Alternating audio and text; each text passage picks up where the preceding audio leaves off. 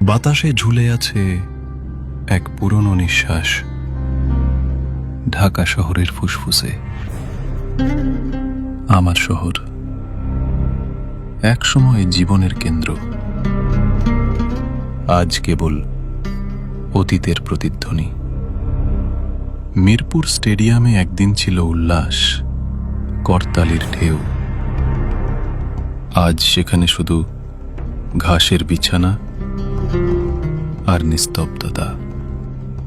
Mirpur 10-এর metro স্টেশনে যে train একসময় মানুষ বহন করত, এখন শুধু লতাপাতা ধরে রেখেছে ভাঙা রেল লাইন।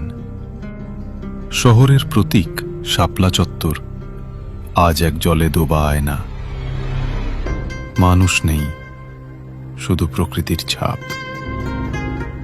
মরিচা ধরা বাস, জলে ডোবা গাড়ি, সবই থেমে যাওয়া জীবনের স্মৃতি।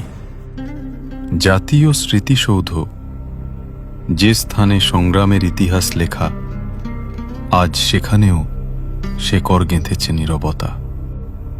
ভাঙা জানালা দিয়ে হাওয়া গায় এক বিষণ্ণ গান।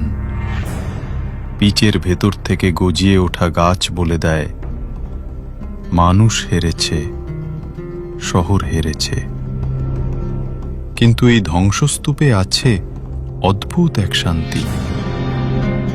পচা মাটির গন্ধ, কালো পানির আয়না, আর ছাদের উপর জন্মানো গাছ মনে করিয়ে দেয়, শেষ পর্যন্ত প্রকৃতিই জয়ী হয়।